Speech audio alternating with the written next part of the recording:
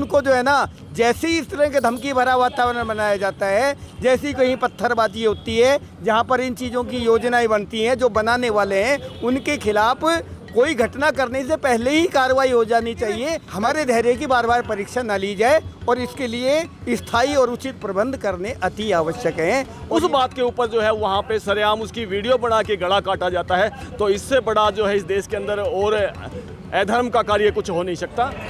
नमस्कार, और आप देख रहे हरियाणा तक। और आज हम बात करेंगे कि हिंदू संगठन आखिर रोड पे क्यों, क्योंकि उदयपुर में जिस तरीका घटना हुई उस घटना को लेकर अब हिंदू पूरे रोड पे उतर चुके हैं। इसी तरीके से हमारे साथ आज रेवाड़ी में भी हिंदू जो संगठन है, आज वो इसको लेकर किस तरीके से विरोध कर रहे हैं उनसे हम बात करेंगे। सबसे पहले आपका नाम क्या है? हरीश। हरीश जी, क्या कहना चाहेंगे जो उदयपुर में जो घटना है उसको आप किस तरीके से देखते हैं? घटना तो बिल्कुल, वो तो दहशत का माहौल पैदा करना है उनको। खाली एक ही मकसद है कि देश के अंदर हिंदुओं को डराने के लिए, ताकि हिंदू कुछ बोल ना सके, कुछ कर ना सके। खाली एक ही मकसद है कि भाई हिंदुओं को किसी तरह डराया जाए। और भी मेरे साथ हैं, उनसे हम बात करेंगे आखिर क्या कहना चाहते हैं। सर, आप किस तरीके देखते हैं पूरी इस घटना, उदयपुर की घटना को लेकर आप किस तरीके देखते हैं पूरा? ऐसा है जी, चाहे उदयपुर की घटना हो, चाहे अमरावती की हो, और इससे पहले भी कर्नाटक में हर्षा का कांड हुआ है, बल्लभगढ़ में निकिता तोमर को मारा गया है, दिल्ली में रिंकू शर्मा को मारा गया है, चंदन गुप्ता को उत्तर प्रदेश में मारा गया है। ये केवल चंदन गुप्ता या कन्हैया लाल या निकिता तोमर की हत्या नहीं है, ये पूरे देश को, समाज को एक भयभीत करने का कुचक्र है कि इस तरह से वो भय का माहौल बनाना चाहते हैं कि या तो आप हमसे डर करके रहिए, हमारी जो भी इस प्रकार की अवांछित घटनाएं हैं उनके मूक दर्शक बने रहिए, या फिर तो हम तुम्हारा यही हाल करेंगे। तो ये सब तो ऐसे नहीं है, और हम इसको कब तक बर्दाश्त करें और क्यों करें, तो ये हमारे लिए बड़ा दुख और चिंता का विषय है। हम ये चाहते हैं कि जब एक व्यक्ति, कोई भी व्यक्ति जब किसी को जान से मारने की धमकी दे देता है तो उस पर केस दर्ज हो जाता है, कार्रवाई होती है। लेकिन जो पूरे देश को डराने की कोशिश करते हैं, ठीक है, पहले नहीं पता होगा कि कन्हैया लाल के साथ में क्या होने वाला है, हालांकि पता तो था, उसने पहले से वो सब FIR वगैरह कराई थी, लेकिन उस पर लीपापोती कर दी गई, उनका समझौता करवा दिया गया और हो गया। निकिता तोमर के मामले में भी ऐसा ही हुआ था, है ना। लेकिन फिर भी शायद वो ऐसा बहाना कर सकते, भाई हमें पता नहीं था कि ऐसा हो जाएगा सचमुच में। लेकिन ये है कि जो सरेआम इस तरह की जो धमकियां दे रहे हैं, सरतन से जुदा, तो उनके खिलाफ उसी समय कार्रवाई क्यों नहीं होनी चाहिए? क्यों नहीं ये सरकार और प्रशासन ऐसा कदम उठाते हैं कि इससे आगे बढ़ने का उनका कोई है ना हौसला बढ़ ही ना पाए? तो इसलिए उनको जो है ना, जैसे ही इस तरह के धमकी भरा वातावरण बनाया जाता है, जैसे ही कहीं पत्थरबाजी होती है, जहाँ पर इन चीज़ों की योजनाएं बनती हैं, जो बनाने वाले हैं उनके खिलाफ कोई घटना करने से पहले ही कार्रवाई हो जानी चाहिए, ताकि वो ऐसा कुछ कर ही ना पाए। और अगर मान लीजिए, ये तो हिंदू समाज जो है ना बड़ी सहनशीलता का परिचय दे रहा है, लेकिन जैसा कुचक्र इन्होंने उदयपुर में रचा उसके हिसाब से तो पूरे देश का पता नहीं क्या हाल हो जाना चाहिए था। लेकिन हमारे धैर्य की बार बार परीक्षा न ली जाए और इसके लिए स्थायी और उचित प्रबंध करने अति आवश्यक हैं, और ये तो सरकार प्रशासन की जिम्मेदारी विशेष है। बाकी हम भी अपने स्तर पर कोशिश करेंगे कि हम इन घटनाओं से कैसे बच सकते हैं। नहीं, उनको जो सुरक्षा के लिए मांग करी थी, सुरक्षा उनको देनी थी, लेकिन उसके अंदर क्या आपको क्या लगता है? नहीं, ये पूरी लापरवाही है, या फिर उन लोगों के सामने एक प्रकार का समर्पण कर देना है कि ठीक है, तुम जो भी कुछ करोगे तुम्हारे लिए सब ठीक है, लेकिन अगर हिंदू ने अगर कहीं कुछ कर दिया तो फिर तो कार्रवाई होगी। तो ये एक प्रकार का, ये समझ लीजिए कि एक बड़ा घटियापने का सेकुलरिज्म है। और भी हमारे साथ हम उनसे बात करेंगे।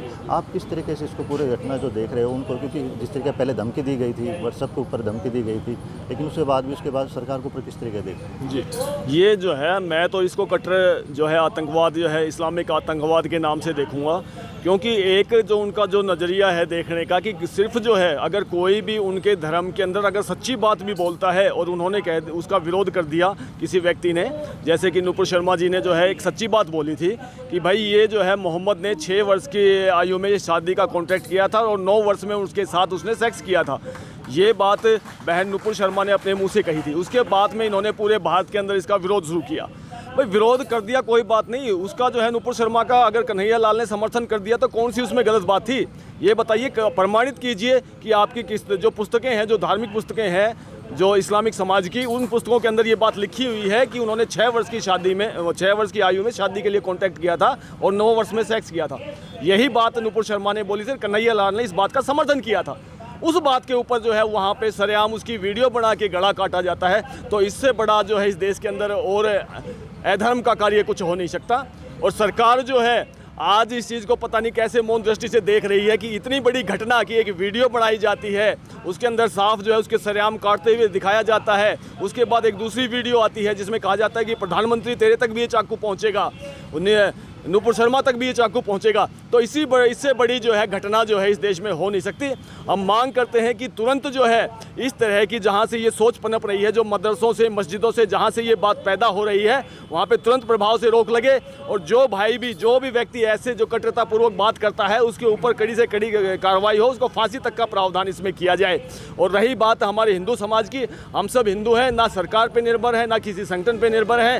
हमारा काम अपनी आत्मरक्षा का है, उसके लिए हम सब यहाँ पे इकट्ठा हुए हैं। और आगे आने वाले समय के अंदर अगर ऐसी कोई घटना होती है दोबारा से, तो पुनः उसका जवाब उसी तरीके से उनकी भाषा में दिया जाएगा जैसे वो समझते हैं। हमारा ये साथ और भी हैं, उनसे हम बात करें। क्या लगता है आपको इसमें कि सरकार की कहीं कहीं ढील रह गई या फिर उसके अंदर सुरक्षा नहीं दे पाई, उसमें आप किस तरीके से इस पूरी घटना को देख रहे हैं? देखिए, इसमें सबसे बड़ी बात तो मैं ये कहना चाहूँगा कि सरकार की तो ढील कहीं ना कहीं इसमें रही है। जब एक बंदे ने कुछ दिन पहले बोल दिया कि मेरे को ऐसे ऐसे धमकियाँ आ रही है और फिर भी उस पर कोई कार्रवाई नहीं हो रही, तो सरकार की तो ढील है ही है। सबसे बड़ी ढील तो यहाँ पे देखेंगे, आज तक पहले कुछ वीडियो देखते थे हम ISI के कि जिसमें नकाब पहन के कोई दूसरे का गला काट रहा होता था, और हिंदुस्तान के अंदर आज सरेआम वीडियो बना के गला काट रहे हैं। तो ये नाकामी कहीं ना कहीं पूरे समाज की, मैं मानूंगा सरकार की तो है ही है। 100% सरकार फेल है इस कार्यक्रम में। जिसको सुरक्षा चाहिए थी उसको सुरक्षा नहीं दी गई, और कहाँ रोए उन चीज़ों को। दूसरी तरफ आप देखोगे उधर से सुप्रीम कोर्ट से टिप्पणी आई है, फैसला उनका है, बहुत अच्छी बात उन्होंने दिया है, लेकिन टिप्पणी आई है कि नुपुर शर्मा की वजह से पूरा देश जल रहा है। अरे एक आवाज़, उसने केवल एक बात, और वो कह रही है मेरे सामने लेके आओ, तथ्य के साथ में बात करूंगी, उस पर बात नहीं करे कोई भी, उसकी वजह से पूरा समाज जल रहा है। हद हो गई। किस तरह के लोग वहाँ बैठे हैं, कैसे फैसला दे रहे हैं, इसके अलावा कोई प्रतिक्रिया नहीं। उसके नुपुर शर्मा के लिए बोल रहे हैं तेरे को काट देंगे, तेरा रेप कर देंगे, उसके लिए कोई बात नहीं। कह रहे हैं नुपुर शर्मा की एक उसकी वजह से पूरा हिंदुस्तान जल गया। भाई बाकी लोग कर क्या रहे थे यहाँ पे?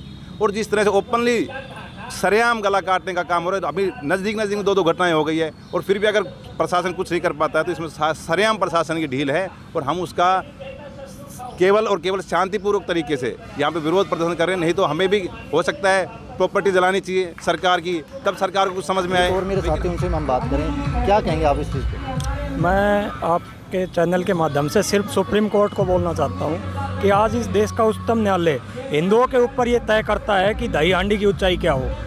कमलेश तिवारी की हत्या पर वो कुछ नहीं बोलता है। कमलेश तिवारी जी के जितने भी हत्यारे थे सबको बेल मिल गई। उस समय सुप्रीम कोर्ट कहाँ है?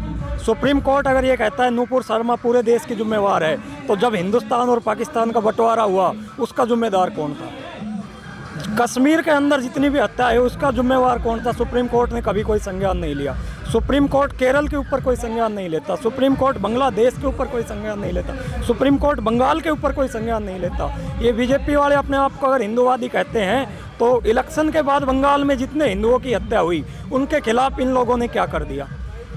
आज हरियाणा के अंदर, मेवात के अंदर जितनी गोकसी होती है और जितने हरियाणा के अंदर केस होते हैं चोरी के, डाके के, हत्या के, उनमें 70% इन्वॉल्वमेंट मेवात की होती है। उसमें ये सरकार क्या कर रही है? यहाँ तो हरियाणा है, हरियाणा में ही एक घटना हुई है, शायद आप लोगों को सामने नहीं आई हो। उसी दिन, जिस दिन कन्हैया की हत्या हुई, उसके अगले दिन रात को अपने पलवल के अंदर एक हिंदू भाई को और धारदार हथियार से हमला किया गया है। यही हाल हर जगह हो रहा है, मगर कमजोरी सरकारों की ये है कि सरकारों को वोट बैंक चाहिए। अगर रेवाड़ी और नूह की मैं आपको बात बताऊं, एक घटना हुई थी पीछे जिसमें गौ रक्षकों ने हमारे वहां जाकर गौ काटते हुए कसाई को पकड़ लिया था, तो रेवाड़ी के MLA कप्तान जी वहाँ जाकर, जो हमारे कांग्रेस के जो नेता है, उन्होंने बयान दिया था, मगर इस पर उनका कोई बयान नहीं है।